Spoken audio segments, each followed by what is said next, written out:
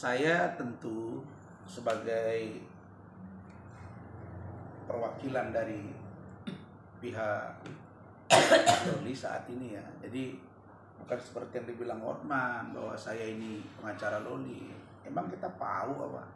Terus itu Kapolres itu kan Akpol Kombes, kasatnya juga AKBP, juga Akpol, kaditnya juga dari PPA, penyidiknya juga itu perwira, terus Bintara juga itu orang hukum semua. Emang kita bodoh apa? Justru malam itu Loli seharusnya melaporkan maminya. Nah, kita diskusi di situ. Saya nggak mau debat dengan Loli karena dia ngotot biar aja penyidik. Tapi kita udah kasih pengertian. Nggak mungkin, mesti ada pendamping. Kita masih membahas seputaran itu. Nah, lalu kemudian sambil nunggu apa yang harus kita lakukan dengan Loli karena dia sudah lari gitu loh. Tiba-tiba datanglah si NM ribut. Nah, NM mengakui bahwa sudah terjadi keributan. Ya benar, kalian pun ada di situ, antri, ini semua ada. Nah, jadi saya klarifikasi, Hotman kau nggak usah lagi kau komentari wartawan, jangan cari banyak masalah lah. Dan kalau wartawan nanti dilaporkan atau Hotman dukungnya, udah kalian datang ke saya bantu. Karena kondisi Loli hari ini menurut saya sudah menemukan tempat yang seyogianya memang harus dia lakoni. Kalau ibarat situasi hidup, dia memang sedang lakoni dan dia sedang menjalankan, dan dia sekarang dalam keadaan aman, nyaman, yang saya sudah lihat langsung. Jadi saya bisa bercerita, VIP tempatnya, ada perawatnya, ada security-nya, komunikasi dengan telepon melalui ini, tidak boleh dengan orang lain, diawasi oleh tempat lembaga plus saya. Kan enak. Emang dulu waktu Nikita Mirzani ikut ngantar ke Safe House? Enggak. Loli kan cerita. Nah, begitu juga dengan kuasa hukumnya. Enggak. Nah, kan Loli bilang Fahmi gak pernah dampingi dia sama sekali. Terus dulu Nikita Mirzani bilang udah komunikasi, dikasihkan video-video percakapan, preskon. Itu kan namanya provokasi kan. Dibilang sudah ini, tapi Loli katanya menyesal, tapi itu nothing ternyata. Nah, memang ini adalah bukti bahwa kebenaran mencari jalannya sendiri. Nah, saya terima kasih dari statement adik saya, Fitri Sahutero. Nah, sekarang orang memang banyak lihat. Mungkin seorang Rasman ditakdirkan menghadapi yang begini. Jadi public enemy dulu, baru nanti jadi media darling, kira-kira begitu. Tapi saya ini menganggap bahwa ini tantangan baru buat saya. Tidak mesti saya harus angkuh, sombong, congkak dengan persoalan ini. Enggak. Kenapa? Karena ini adalah awal dari sebuah sikap saya dan keluarga. Seandainya Loli menjadi bagian dari keluarga saya, kita sudah dengan ridho untuk mau membantu dan membesarkan dia. Tidak saja sampai dia umur 18 tahun Mei ini, enggak. Mungkin ke depan seperti apa akan kami diskusikan, termasuk pendidikan dia. Tadi saya wawancara, kan dia belum selesai SMA. Kita akan upayakan dia dapat paket C. Dan lain sebagainya. Dan saya ini, Bu Ade itu tahu, Bu Eni itu tahu. Saya ini beragam orang di rumah saya. Ada ponakan, ada tutur ponakan, ada tutur cucu, ya, ada ponakan kandung. Dan mereka tuh insya Allah berhasil. Yang pegawai negeri, yang lulusan ini, itu artinya apa? Bagi saya, untuk mengasuh seorang anak itu biasa. Dan saya sudah punya anak 8. Dan seumuran Loli itu ada sekarang. Namanya itu Putri, kelas 3. Kan harusnya Loli itu kan kelas 3. Kalau udah lulus mungkin dia bilang lah dulu dia si Eca ya, yang baru masuk di kedokteran. Mungkin di situ. Jadi seumuran anak saya yang justru anak saya nomor 3. Nah, jadi kalau dibilang ya udah coba aja bagaimana mengasuh, ya biasa kayak Bu Ade udah ada kali. Nah, sekarang pertanyaannya, kalau Loli minta Om tolong saya di rumah Om, adik dia merasa udah cocok. terus saya lepas. Terus siapa lagi yang peduli dengan anak ini? Diberikan ke yayasan, bagaimana nanti di dalam, kan harus diawasi juga. Jadi intinya, kalau memang itu dari hati seorang Nikita Mirzani, dia sudah wartawan yang nulis itu kan ikhlas. Tapi kata-kata ikhlas dari dia kan tidak ada. Dia hanya bilang silakan ambil. Saya nggak mau berebut. Nah, ini yang harus saya klarifikasi. Nggak ada yang memperebutkan Loli. Nggak ada. Dia bukan berebut, bukan dengan saya. Dulu dia yang bawa ke safe house. Katanya begitu. Ya kan? Kan begitu. Loli sudah aman, Loli sudah tenang, Loli sudah lebih baik, dia sudah tenang di safe house. Enggak. Dari itu menggambarkan bahwa potret safe house itu benar-benar representatif bagi seorang anak yang dalam pengawasan orang tua dan negara di bawah umur. Oke, tapi kecurigaan saya dan tim muncul. Kenapa kok Loli tidak pernah kelihatan video atau apapun bersama ibunya? Kan selalu saya bilang, kok nggak pernah satu pun foto atau apa bicara atau nggak ada. Mulai muncul kecurigaan. Nah ternyata Loli setelah 4 bulan di safe house, dia diperiksa, dia ngomong I love you Fadel. Bukan, waktu 4 bulan I love you Fadel kan. Di situ mulai membuat kecurigaan kami. Nah lalu kemudian mungkin mereka berpikir, dia kan nggak ada HP. Oke. Tapi mereka lupa itu TV, smart TV, dia bisa buka YouTube, dia ikutilah perkembangan. Nah, jadi kalau betul dia sudah merelakan ke saya, ya insya Allah saya akan jaga amanah ini dan keluarga. Asalkan itu benar dari hati. Kan gitu. Nah, kemudian statement dia itu sudah saya teruskan semua ke Kementerian PPA, ke KPAI, ke Deputi Kementerian Pak Nahar, ke Kapolres Metro Jaksel, ke Kasat Reskrim, ya dong, ke Kanit PPA, ke penyidik pembantu, ke Ibu Nurma, adik saya, Kompol. Kenapa? Bu Nurma ini asik ternyata. Dia dan saya, terutama Ibu Nurma, bisa mencandai Loli. Sehingga Loli bisa tertawa dan sangat gembira pada saat itu. Nah ini menurut saya seorang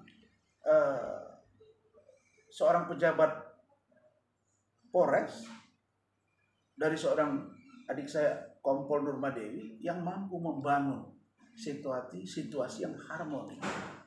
Dan tadi dijawab, saya tidak usah sebut dari mana. Ya sudah, kita lihat pertanyaannya ini ikhlas atau tidak. Tapi kan ikhlas enggak ikhlas sudah terjadi seperti yang dia bilang. Nah, pertanyaannya ada yang nanya ke saya tadi melalui WA, Bang, apakah kalau Nikita Mirzani sudah begini terus dia datang ke tempat apa atau menghubungi apa mau ketemu, urusan Loli dia mau baik-baikan gimana? Ya saya nggak ada masalah. Anytime, sepanjang saya ada waktu. Telepon boleh.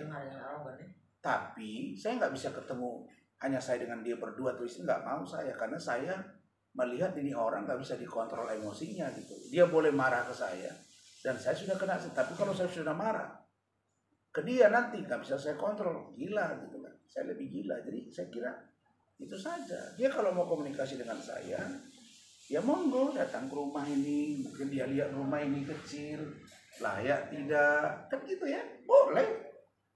Tapi saya harus tanya Loli, karena Loli bilang kalau dia komunikasi lewat Om, baru beritahu sama Loli. Kalau Loli terima jalan, kalau enggak. Nah sekarang ini injury time. Kenapa saya bilang injury time? Proses penjemputan paksa dia itu dengan hari ini itu sudah 5 bulan.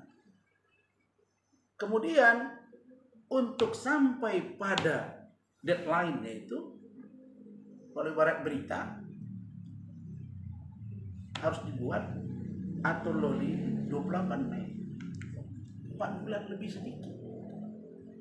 Pertanyaannya, sejauh mana NM bisa membangun dan mengelola hatinya supaya Loli bisa menerima dia dengan waktu yang 4 bulan ini agak sedikit sulit.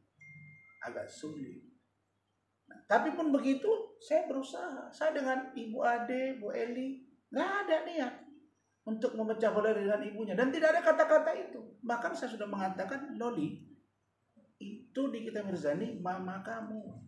Jangan kamu panggil Nikbir. Nggak mau saya, Dia langsung tinggi. Sudah. Saya berperan sebagai seorang orang tua dia, dan memang saya sudah orang tua. Jadi saya sudah bilang bahwa dalam keadaan situasi bagaimanapun, kalau itu terbaik buat Loli, saya akan lakukan. Jadi saya kira saya apresiasi, mudah-mudahan ini dari hati seorang Nikita Mirzani.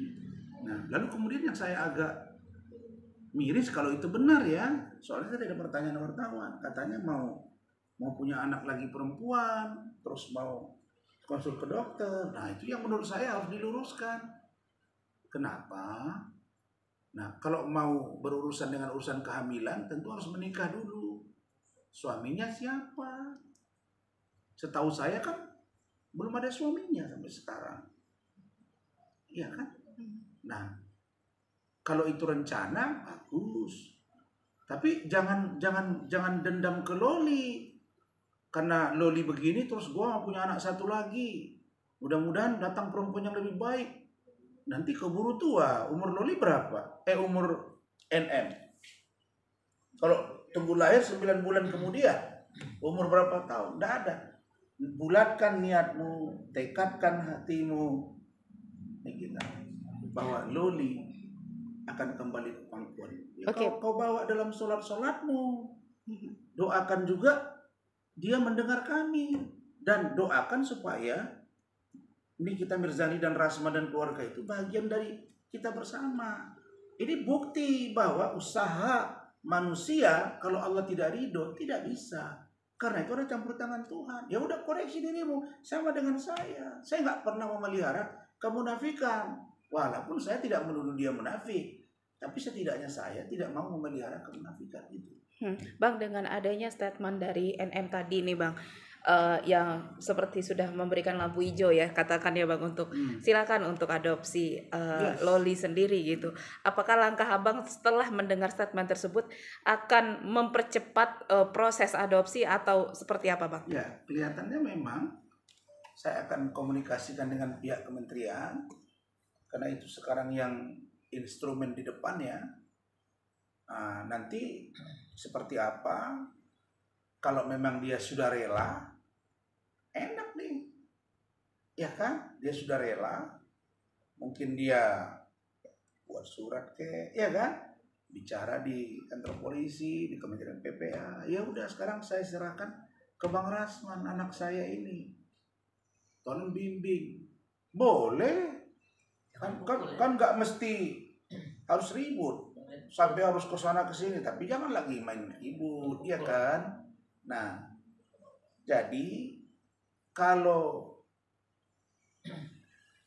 NM betul-betul dari hatinya, lalu kemudian ada kelihatan perbaikan yang signifikan dari dia dan juga dari Loli, kenapa tidak kita cari jalan tengah di antara mereka? Tapi kalau ternyata Loli belum mau, ya saya nggak bisa paksa gitu. Kamu poinnya apa dari ini? Akan mempercepat proses adopsi? Iya, jadi saya sudah komunikasi dengan Rahmat. Saya bilang, Mat, saya minta kamu buat 2. Apa Pak? 1, siapkan gugatan buat bening klinik minggu ini. Kita mau gugat Dr. Oki. Ya, jelasin. Setelah itu nyusul yang lain. Kalian satu-satu saya kejar, nggak bisa. Kalian jelas mencabut kuasa dan zolim kepada saya. Ya, Dr. Oki di mana? Katanya tampil terus. Kenapa kemarin malam nggak ada tuh? Istri saya Bu Adi nyari kau tuh. mau ketemu. Yang kedua, Dokter Oki itu Loli bilang, Om, ambil tindakan ke Dokter Oki ya. Dia ikut-ikutan. Ada videonya, dalam kapasitas apa dia? Ya, kapasitas apa dia turut campur? Dia bukan pengacara. Sedang kami dalami itu. Kalau Edwin itu omnya. Nah, dia siapa melive itu? Ya, sedang kami dalami dan tidak tertutup kemungkinan kami laporkan Oki. Lihat aja. Saya nggak main-main. Nah, jadi itu. Jadi satu-satu kalian ini dapat bagian. Nah, kemudian kalau lihat dari statement Hotman, kemudian NM juga terima kasih ke Hotman, pencerahannya ini. Jangan tuding-tuding Polres Jaksel. Polres Jaksel itu sudah independen. Ya. Kalau Hotman memberi pendapat hukum, jangan melalui medsos. Masuk kau jadi kuasa hukumnya Nikita Mirzani. Karena 2 kasus ini. Satu penganiayaan, yang kedua langgar undang-undang IT. Tambah lagi Pak Umar, 3 yang kami kejar dia. Udah kau masuk, biar kau head-to-head sama saya. Kan seru. Sebelum juga di pengadilan di Jakarta Utara. Nggak apa-apa. Kita ini kan tidak pernah kita bilang kita jago, karena yang kuat Allah. Tapi setidaknya saya berusaha perlindungan, membimbing Allah, dan lisan saya terjaga oleh Allah. Itu doa saya dan keluarga.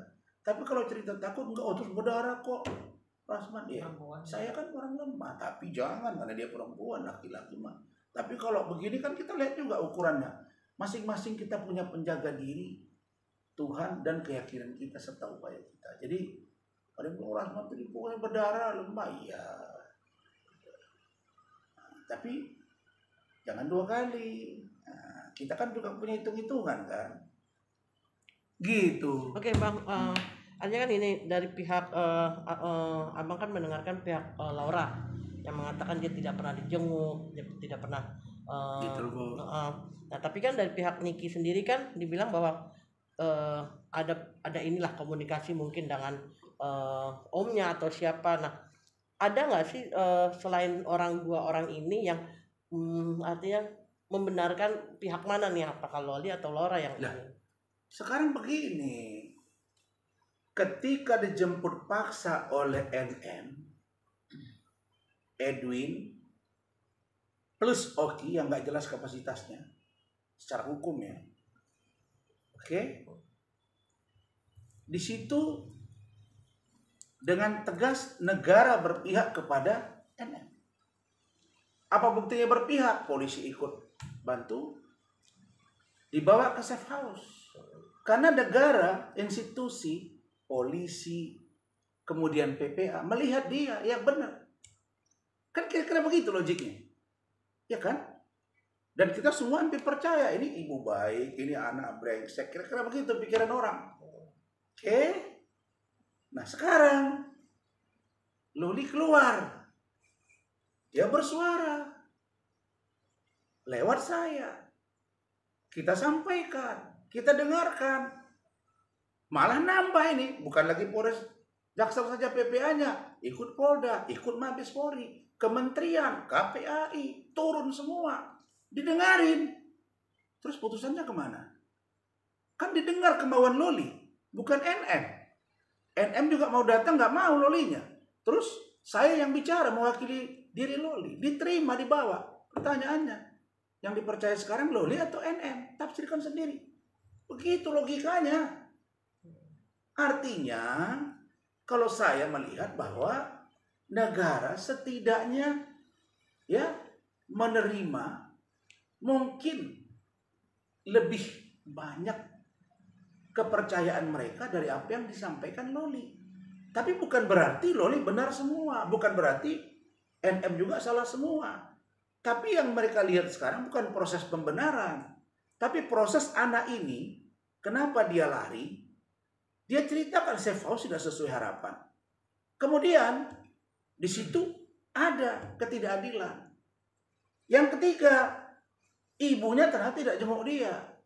Yang keempat, pengacara tidak pernah dampingi dia. Yang kelima, dia datang, ada videonya, ditolak, termasuk oleh ibunya, termasuk oleh omnya. Nah, pertanyaannya, siapa yang ngurus anak ini? Kalau sudah begini, masa ia dibawa juga ke safe house? Masa serahkan sama mamanya? Masa serahkan ke saya? Sebenarnya kalau undang-undang membolehkan saya untuk mengasuh, dia sudah ke kami. Benar. Tapi karena undang-undang tidak membolehkan sebelum kami capai atau kami tempuh tahapan-tahapan itu. Mereka jaga saya sebenarnya.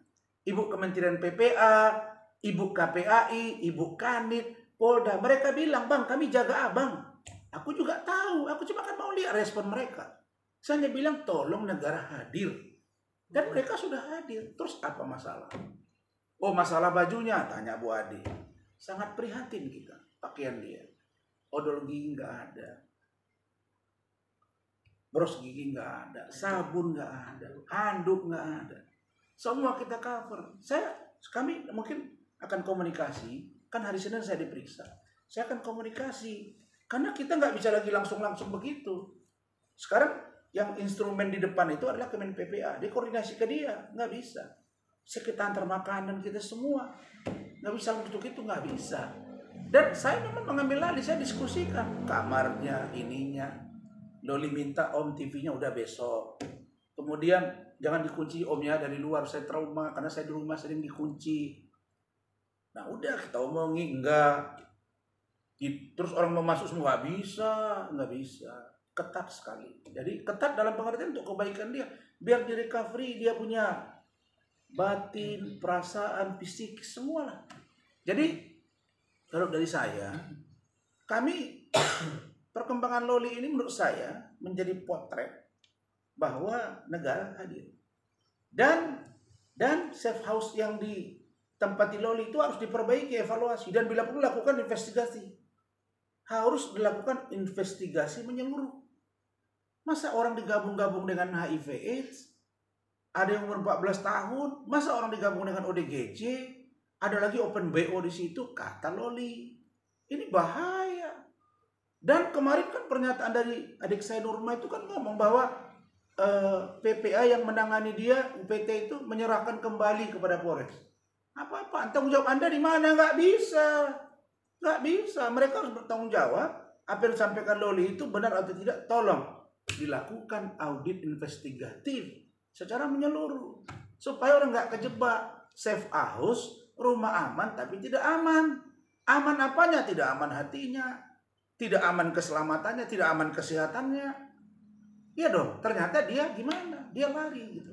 Ini baru Loli, bagaimana kalau yang lain? Begitu. Tapi Bang, apa namanya? Ini kan orang pasti akan berpikiran bahwa Laura ini kan masih di bawah umur.